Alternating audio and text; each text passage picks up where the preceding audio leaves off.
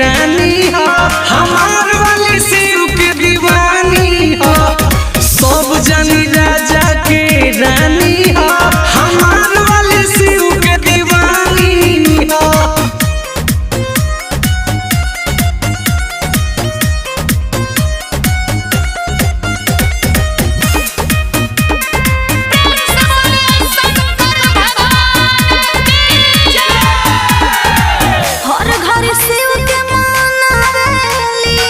नमः शिवाय